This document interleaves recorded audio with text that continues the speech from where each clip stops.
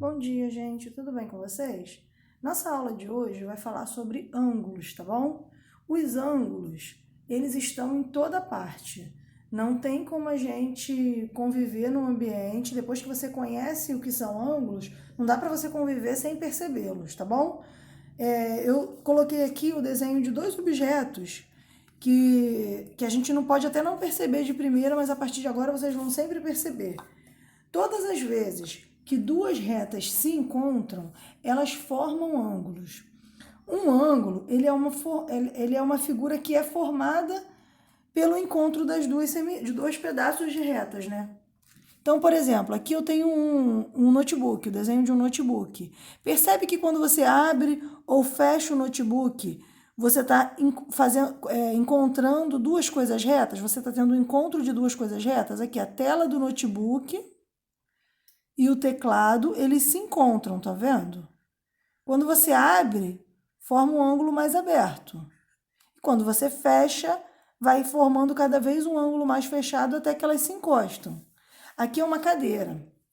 Uma cadeira é formada por várias retas, então cada uma delas, quando se encontra, forma um ângulo, tá vendo? Aqui, ângulo, ângulo.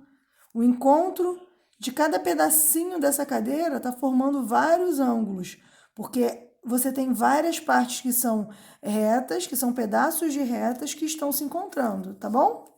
Um outro exemplo que a gente pode ver no nosso dia a dia é o relógio. O relógio, ele é formado por três retas, três pedaços de retas, certo?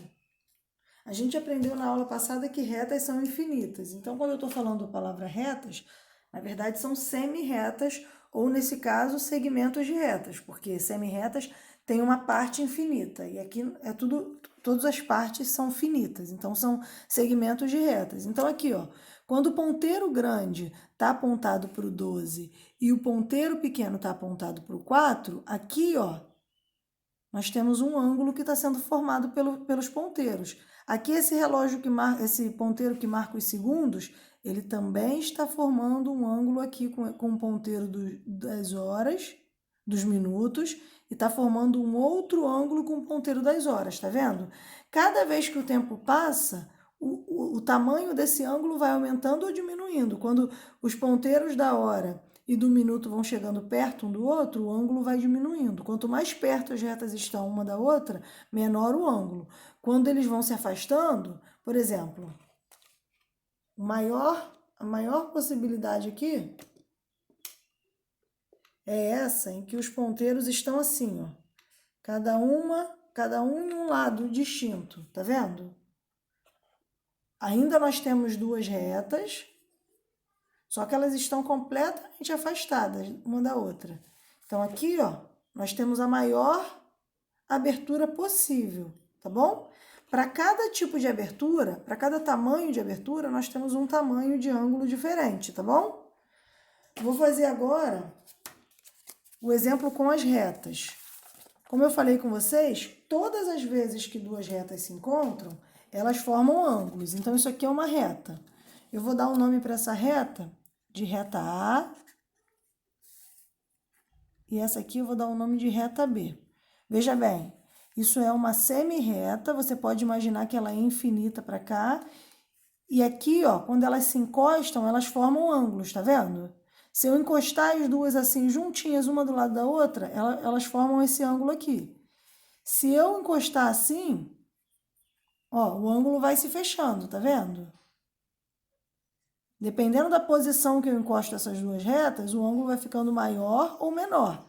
Então, aqui, por exemplo, se eu encostar uma juntinha com a outra assim e colar,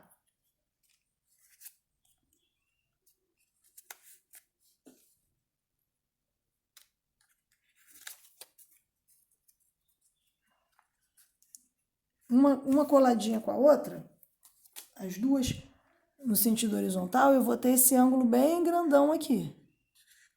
Agora, se eu pegar essas mesmas duas semi-retas e encostar as duas numa posição diferente, ó, tá vendo? Essa daqui foi a A e essa daqui é a B. Quando eu encosto numa posição diferente, o tamanho da abertura fica menor. Tá dando para perceber? Então, esse ângulo aqui, ele está menor. Por que que isso acontece? Vou colocar aqui a definição de ângulo para ver se vocês percebem por que que essa situação acontece. Um ângulo, ele é uma figura formada por duas semirretas que possuem a mesma origem. Nesse caso aqui, ó, quando eu junto, a origem das semirretas é a mesma. Toda vez que duas semirretas se encostam numa mesma origem, elas formam um ângulo, tá bom? E esse ângulo, você pode perceber que ele tem alguns elementos. Então, eu vou ver com vocês quais são os elementos que todo ângulo tem, tá bom? Ó.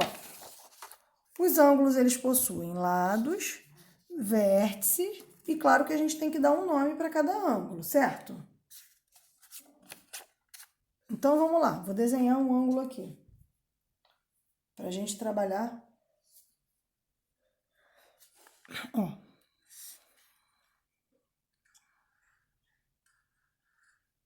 Vou dar um nome para essa semirreta que eu desenhei. Essa semirreta aqui, ela começa aqui e o início eu vou chamar, o lugar onde ela começa eu vou chamar de origem, tá? E ela é infinita para cá, mas eu vou marcar um pontinho aqui e vou dar o nome de A, só para eu poder nomear essa semirreta. E aqui eu vou dar o nome de B. Tá vendo que eu formei, quando eu juntei as semirretas, eu formei esse ângulo aqui? Então, olha só, os lados desse ângulo são os lados formados pelas semirretas que vão da origem até infinito passando por A. Então, os lados desse ângulo aqui são os lados OA e OB, tá bom? O vértice é esse pontinho aqui. E como esse pontinho aqui tem o nome de o O vem da palavra origem, então o nome do vértice é O, tá bom? A origem das duas semirretas juntas é o lado O. Agora, esse ângulo aqui, ele precisa receber um nome. Se eu quiser dar um nome para ele, eu posso escolher qualquer letra do alfabeto, contanto que seja minúscula. Também existem pessoas que usam letras do alfabeto grego, também tá certo. Mas se o ângulo vier assim, sem nome, você que tiver que escolher um nome para ele, você pode chamar o ângulo pelos seus lados e pelo seu vértice, contanto que o vértice esteja sempre no meio e com um chapéuzinho em cima. Então, esse ângulo aqui, o nome dele é o ângulo AOB. O O tem um acento circunflexo. Ou, dependendo da maneira como você enxerga, pode também chamar de BOA. Então, todas as vezes que eu tiver um ângulo e que não me informarem aqui o nome dele, eu vou dizer que o nome dele é um dos lados, o vértice com um acento circunflexo no vértice e o outro dos lados, tá bom? Uma outra coisa muito importante sobre os ângulos é que quando você tem duas semirretas se encontrando em uma mesma origem, na verdade você acaba formando dois ângulos, tá? Duas semirretas distintas com a mesma origem sempre vão formar dois ângulos. Professora, por quê? Eu já não falei que sempre que duas semirretas se encostam, elas formam ângulos? Então, aqui ela está formando um ângulo. Só que pensa bem, ela também não está formando um ângulo aqui? Tá vendo? Então, todas as vezes que eu tenho encontro de duas semirretas com a mesma origem, eu tenho dois ângulos, o ângulo formado pelo interior dessas semirretas e o ângulo formado pela parte exterior dessa semirreta, tá bom? Então, outra coisa que é muito importante para vocês fixarem nesse momento é que cada ângulo tem uma medida. Isso aqui, ó, tem uma medida, um tamanho. E a medida dos ângulos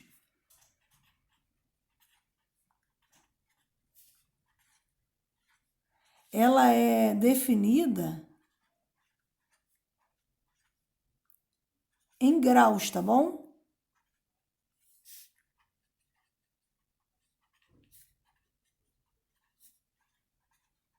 Então, para você saber qual é o tamanho desse ângulo aqui, você vai descobrir essa medida em graus, tá? Agora eu vou preparar mais um vídeo só sobre medida de ângulos, tá bom?